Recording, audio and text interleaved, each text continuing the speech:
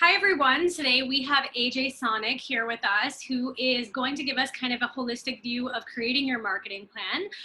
He doesn't come from the music side of the world specifically, which I think will be really interesting for you guys to kind of learn more tactics and how they are actually pretty much the same brand to brand, but it'll give you a nice diverse understanding of really creating your marketing plan. So AJ, can you give us a little bit, thank you first for Of course, yeah, thank you. but could you give us a little bit more of your background and what you're doing today and what you've done in the past and kind of some of your journey?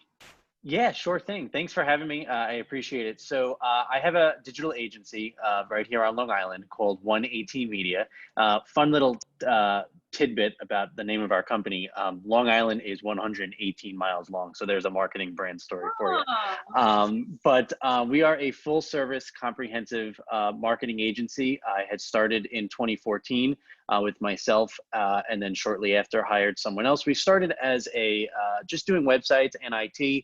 I saw more of a need for there to be marketing, towards businesses. We also work with a lot of schools and nonprofits.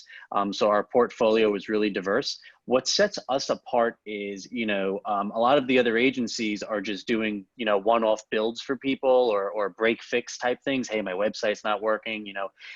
We're actually working with clients from beginning to I don't even want to say end on a lot of this stuff because we're making all of that content for them. We're writing the blog posts for them. We're, running their email campaigns. Whatever we can do to bring more leads in and get them out there is really what we're doing. And we're trying to just educate people on the differences between, organic or paid marketing and how to just go about certain things. So for us, I always tell people a website's never finished.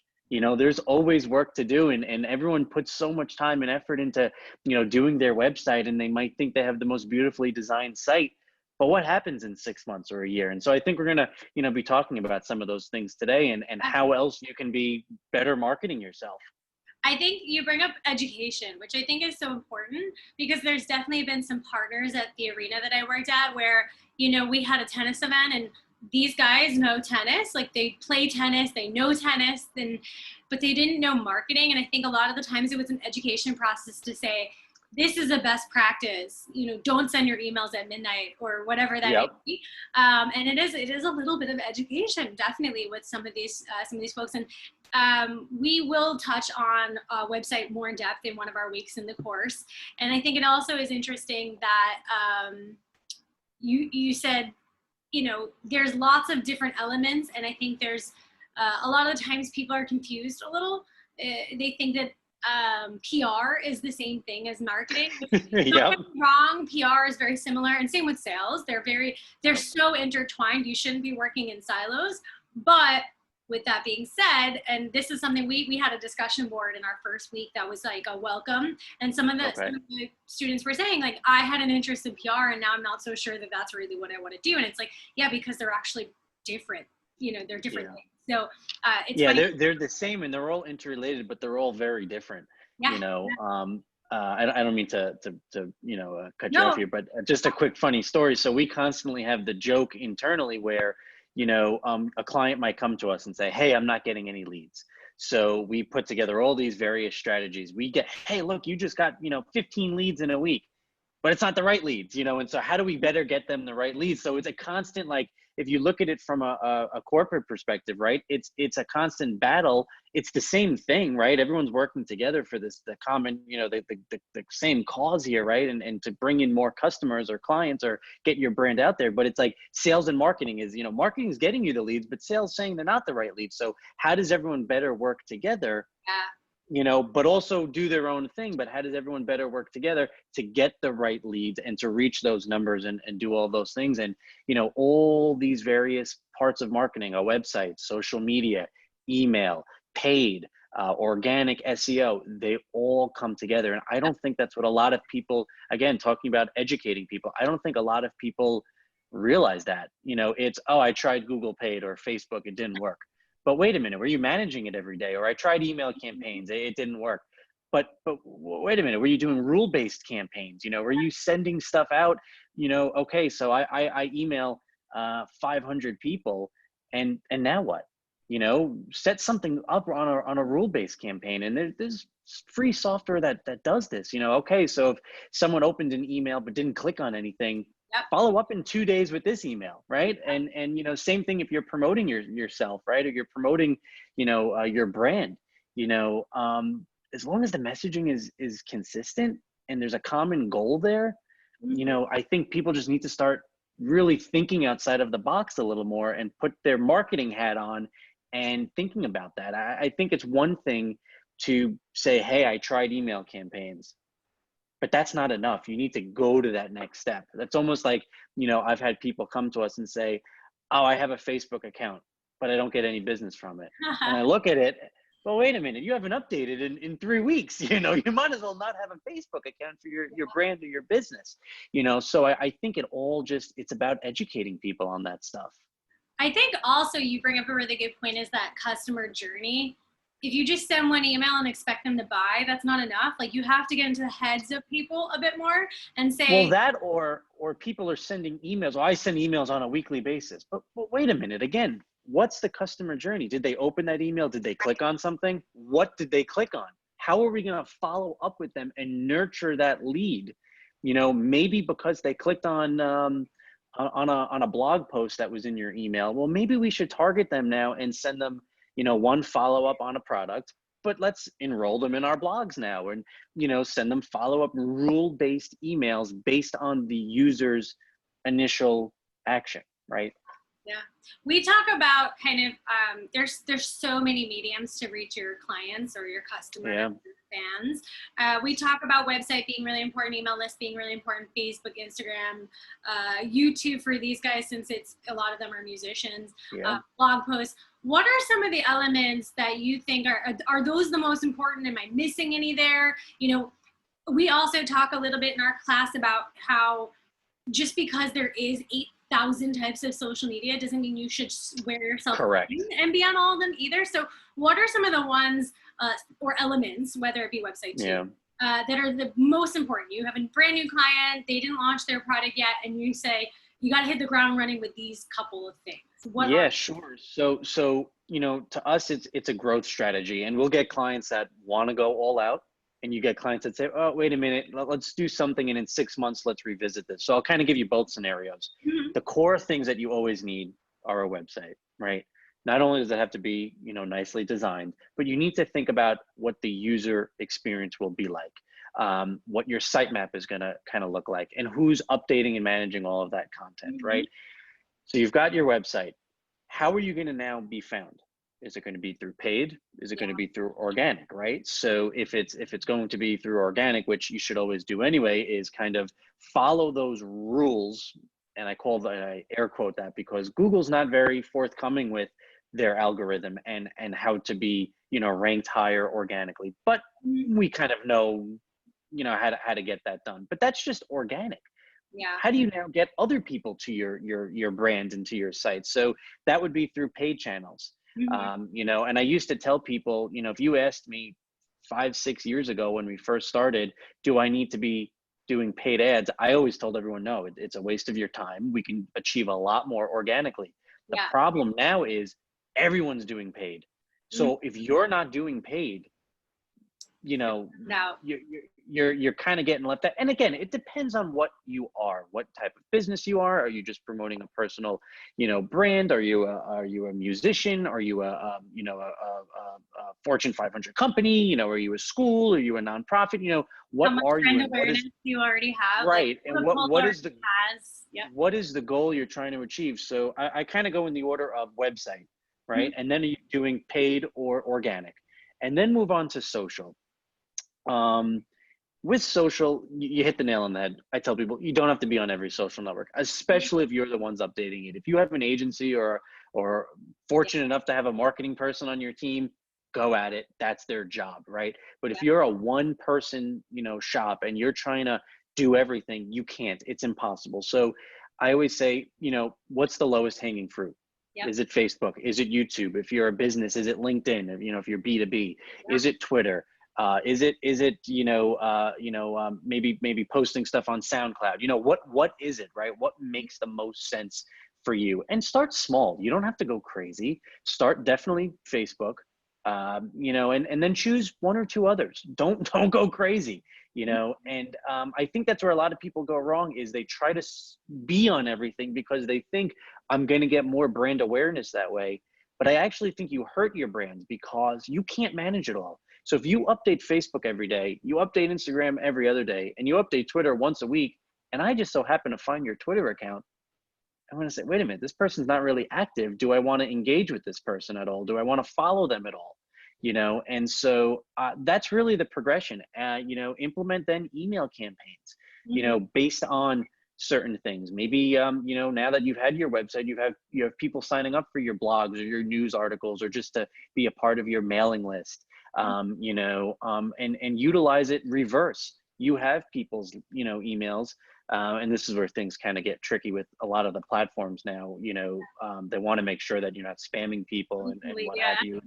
You know, yeah. So, but I say go for it and reach out to those people. Let them unsubscribe if they don't want to be a part of it. You know, if it's people you know or you've interacted with, and hey, you've got them in your phone contacts, address book, or what have you. You know, reach out to them and let them know about your brand or your product or your service, or hey, I have a show coming up, or whatever it might be. You have a really great point, by the way, when you say you don't want to just update your Twitter once in a while on your Facebook. And not only does that look inconsistent and poorly designed, if you will, but one thing, and we don't actually touch upon this too much in the course, but I wish we did have the time to, is the algorithm. The way that it works is the more often you interact with Nike, for example, the more often Nike will show in your feed. And so it's interesting because when the arena had to close for COVID-19, we were still posting a ton of content because we knew if we stopped, now all of a sudden our fans, you know, will see us. Now when we finally do have shows to announce, they'll stop seeing us in their feed, and they'll never know that we rescheduled a show for Elton John or Celine Dion because they haven't interacted with us in 6 months. So to your point, it is important to be updating frequently too, not just to look relevant, but also to stay in people's feeds, because the algorithm can be tricky. And we do talk a little bit about it, but we don't talk a ton about it later in the course.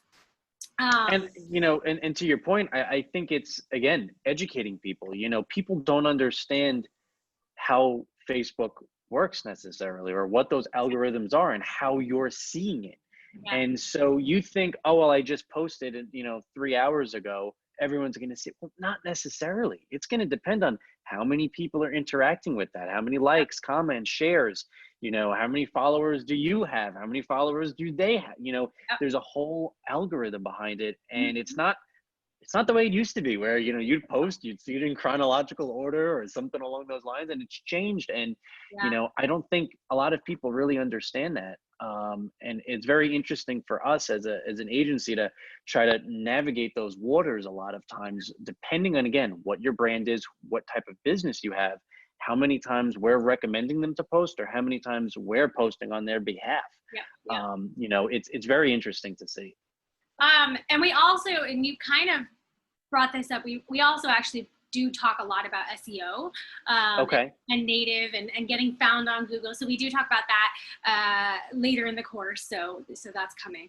And that I won't give away too much then. No, and it's a whole other beast. And I think there's so much to it that people don't think.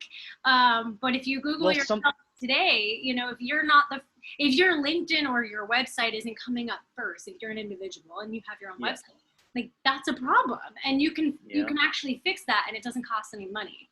Correct. Yeah, there's a lot of things people don't know about SEO. They think, you know, well, maybe it's just my site speed, or maybe it's just an SSL certificate, or maybe, you know, I need to add alt text to all of my images and things like that. And actually SEO, and I know it's coming up in your course, I don't want to give away too much, but SEO is a whole other thing upon itself, because not only, so for an example, with image alt text, I like to think that there's a method behind Google's madness, right? And how they rank people. You know, for one of their part of their algorithm is, you know, if you hover over an image, right, you put your mouse over an image, you get that little box that's called image alt text, right? And so by doing that, they're going to rank you higher. But the reason is, for people with disabilities, you're now also complying with the ADA for screen readers. Yeah. So that's why I want to think there's a method behind the madness. So you're killing two birds with one stone, really. Yeah. And site speed, SSL certificate. These are all things that Google likes. Posting frequently, news or blogs. Not having too much content, having enough content. Linking out, backlinking, and it's amazing, and it's so interesting. To see how it all works. And again, just educating people on that, right? It's funny that you brought up accessibility too, because we do talk about that briefly. It's again, it's one of those things that's not heavily in the book, but is becoming more and more important. And even as teachers, part of the reason why the lectures are PowerPoint slides, but also us, let's say, for example, us talking about them, is because you want to be able to reach students that maybe can't read as well, but can hear. There's all different people out there that you have to keep in mind as you're creating all your marketing content. Oh no, go ahead. Sorry, I was going to give just a quick, piece of information here. An FYI for everyone is, I notice a lot, and I don't know about you or if you guys are going to touch on this, but anyway, here's some good SEO advice. Here is, if you have a flyer for maybe an upcoming event or something you're doing, put that content on your page as text. Yep. Uploading the JPEG doesn't do anything for people that have screen readers or a slow internet connection, unfortunately, or something along those lines, right? It's not good for SEO. Don't just upload and link to a PDF. So many musicians do that. And I get, what we've worked with, some that come to us and we're like, oh my God, we gotta, really focus on your SEO here. This is why you're not getting found. So just a quick, FYI we actually talk about the same thing similar to email, because you can't search the content that's on a photo in an email. So we actually do touch upon that a bit too. Question for you, is there any services we talk about in the course, Hootsuite, and I've used Sprout Social, I really love them. Okay. Is there any tools that you love, and what is the benefit of having some of these tools? Yeah, so we actually at 118 Media, we use Hootsuite as well. I love Hootsuite. We just kind of stuck with it and settled with it. It was the first thing we used. Eventually, I'd like to move to a different platform. We use HubSpot for email campaigns. It's also our sales CRM. I'd like to eventually start doing our social media management all from there. It's all in one spot. I've used Sprout for, they have a really cool imagery sizing tool. You just choose, what you want. I need a Facebook cover photo or something along those lines. It's just quick and easy. Now I don't use it as much, as we've grown, but in the beginning, we've used Sprout there. Those are really all we've used. I've heard of some other ones. I know Salesforce has Pardot, and they have a new tool that I believe just bought another company. I don't remember what it's called. But there's a ton of them out there, but they're so helpful and important. These social listening tools are also social posting tools. So not only are you able to post in one shot to all of your networks, and something that maybe not so much as in the music industry you need to do, but try to vary the posts, change them up a little bit, change your wording up a little bit, and maybe even stagger them based on but again, you're all doing it in one dashboard. So you don't have to go to Twitter and make a post. You don't have to schedule a post on Facebook, which you can do. You do it all from a Hootsuite or, a HubSpot or a Sprout Social or something along those lines. But I like it because it's all in one, Yeah. You brought up a really good point. So you said social scheduling tools, which is how I phrased it in the course, but you also said social listening tools, which I think for these guys, a lot of them haven't worked with these tools and don't realize that they can, like whenever we were written about as Nassau Coliseum, or someone was tweeting at us or whatever, we would be able to, if we started to trend for some reason, maybe the Islanders won a game at our which by the way, they're playing great this playoff season. So they are. But we'd be able to, like you said, it listens to what's going on. And if your name is constantly coming up, you can take a look at it, which is great. Even competitor, some of them, I don't know that Hootsuite does it, but some of the tools not just will listen about your brand, they'll listen out there about your competitor's brand, something good, bad, and different happen, right? And it allows you as a marketer to jump on that and maybe take some action to maybe you can offset, unfortunately, if something negative is about someone else, well, hey, this is why you'd want to, choose us or something along those lines. Yeah, or if arenas are getting in trouble for XYZ reason in the Midwest, well, maybe that'll happen to, I think for even like a lot of the unrest lately. You know, there was a huge protest happening at Barclays Center, or in front of Barclays Center. And, you know, we at one point were under the same parent company. We were no longer were when I left, but Right. we were, you know, constantly paying attention to things like that, because that's a venue that's very close to us. Yeah. And if it's happening there, there's potential for it to happen here, and so on and so forth. So yeah, that's definitely, competitors is a good place to see. I also want to just mention for these guys as they're watching is that you brought up Salesforce, and I do talk about Salesforce with someone else on another conversation when we're talking about email. But I think these guys don't realize that there's free tools. There's free tools that have upgrading options, and then there's tools that are really, I mean, powerful but expensive. And so some of them are thousands of dollars and 3-year contracts, but some of them are, you just like Hootsuite, and Sprout I think has some lower level tiers. Yeah, they do. But there's some tools that are completely free. There's some tools that have upgrading options. There's some tools that are very expensive, and they all have different varying levels of service that they can provide to you. Yeah. They kind of need to, these guys need to understand that too, as we're talking about these broadcast tools.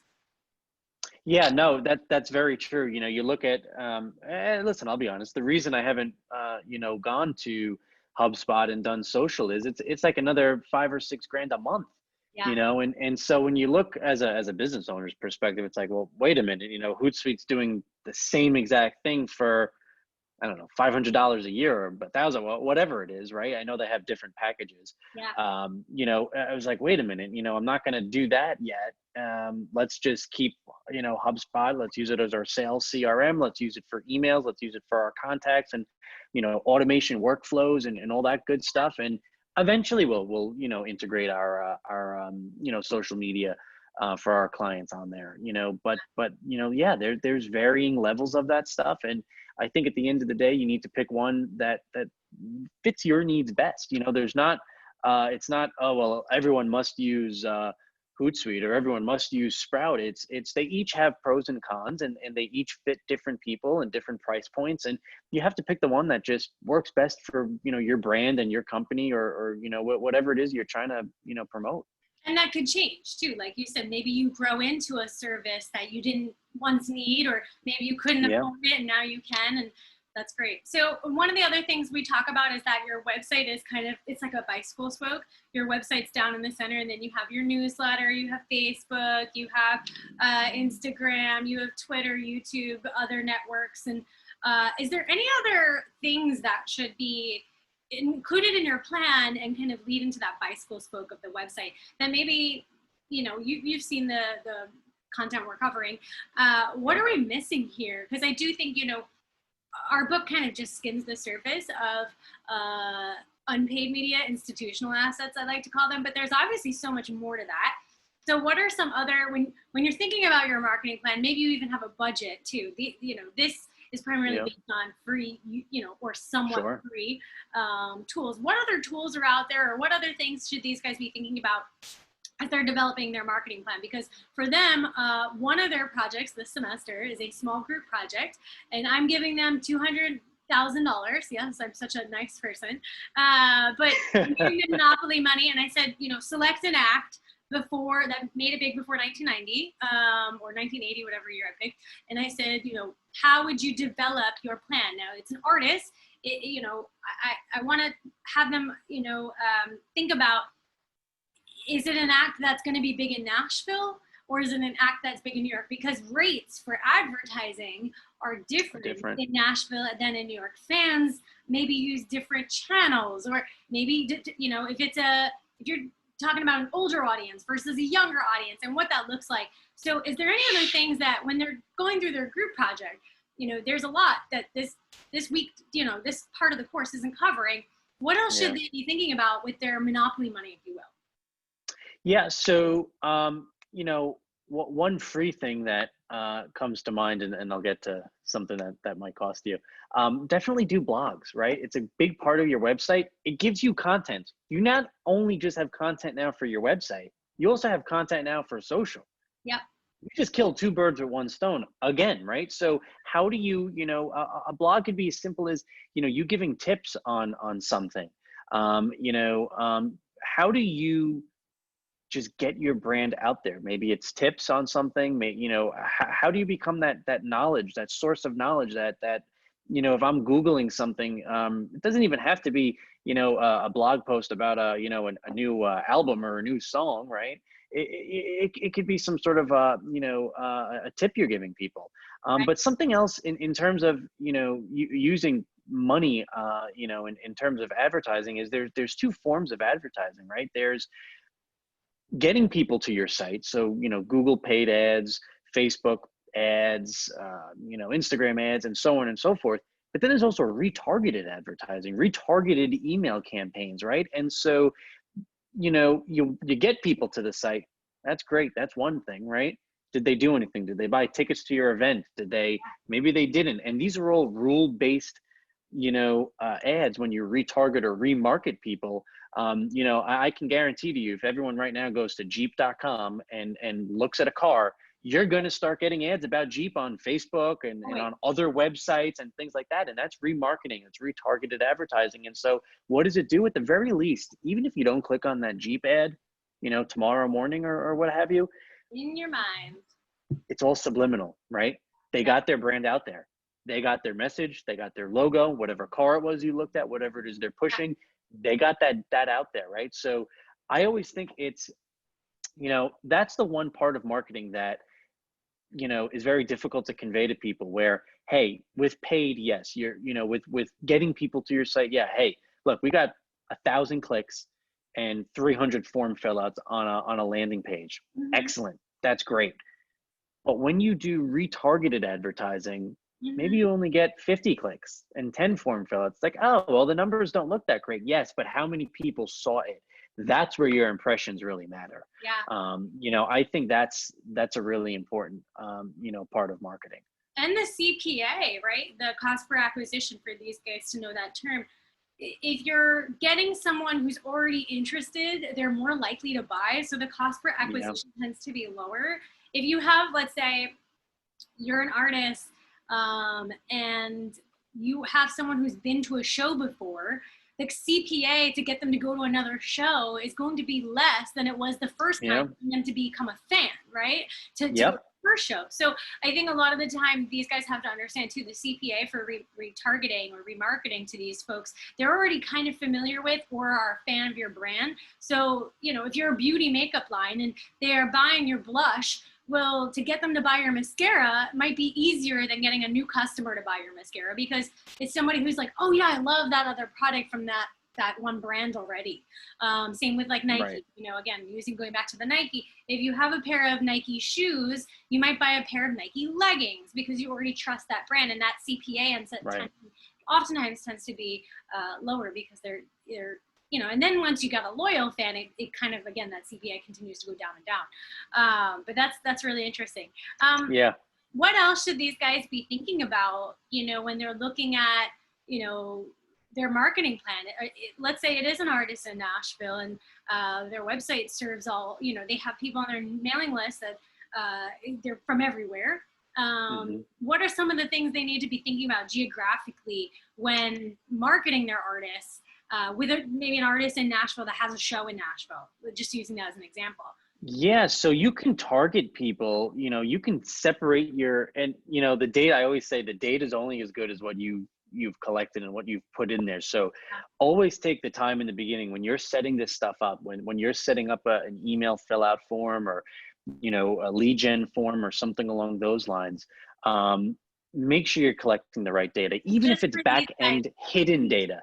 Lead gen means lead generation, just for these guys, because they're, again, this is a very basic course. Sure. No, sorry about that. Yeah. So right, lead generation would be, you know, you're generating leads through paid sources, right? So, but you know, you can then take all that information, that source even.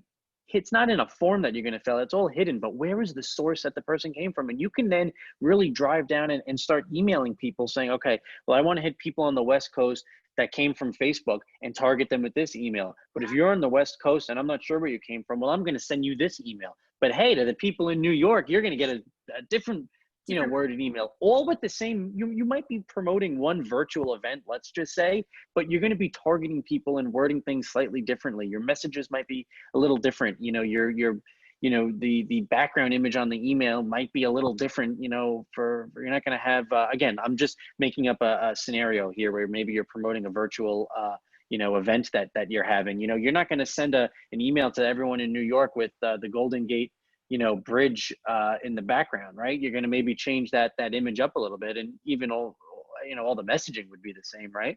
Yeah. So that's important. I did think of one thing, if you don't mind, just kind of going back to Sure. monopoly money right here, and getting leads. Let's say you're promoting an event, in person, virtual, whatever it might be. I get an ad for your event. Oh, great. I love this artist, or I like this type of music. I click on that ad. Where is it going to bring you, right? A Yeah. lot of people bring it to your website, which is fine. They even have a form on there. That's great. The problem is there's all these other links that I'm getting distracted by.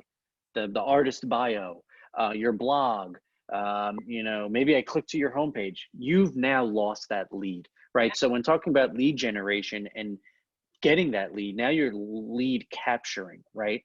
And so my advice is always direct them to a landing page. It's going to look like your website, maybe it's going to have your brand message on it. Limit the amount of links in that nav bar, or don't even have any at all. Make that landing page about that specific event, for the ad that they clicked on. Why? They'll be more likely to fill out the form because they didn't get distracted. People have short attention spans. I think there's a stat out there, and you could probably correct me if I'm wrong, but I think there's a stat that within 5 seconds, when someone comes to your website, if they aren't focused and can't find what they need, Yep. they're either exiting or they're clicking on something else, and you've now lost them. So you always have to think, what do you want the user to do? And you Yeah. can guide them. You don't have to say, I need you to fill out this form. It doesn't have to be so explicit. You Yep. can implicitly guide them, to do certain things. You can have a full website on desktop, promoting that event, but maybe on mobile it's the same page, but certain aspects of it are hidden, or maybe there's new aspects that are shown to the people on mobile. So always think about your audience, and what I mean by that is I don't just mean where they're located necessarily. Yeah. What platforms are they viewing your site on, right? What mediums are they using? What channels are they using, right? On phone, that makes a big difference too versus a Right. Are they on a tablet? Have they been to the site before? We can then show them the same page, and this kind of gets complicated, but Yeah. varied content on that page. Yeah. There's always a thing, and people have said to me, and they're right. If you go to book a flight on an airline and you actually don't pay for it, Incognito. Yep. and you go back in a few hours, the price is going to be higher. Yep. Why? Because they placed cookies on your computer, and it's kind of like tough luck. You didn't buy it the first time, so the price kind of went up a little bit now, right? So, right. So again, it's the same page, it's the same content. Stuff is just varied a little bit, and so it's the same thing. You're promoting an event. You have a landing page, right? You can customize that in so many ways. And we talk about tools to use. You can use. There's a tool called Unbounce, and I've used Unbounce a lot.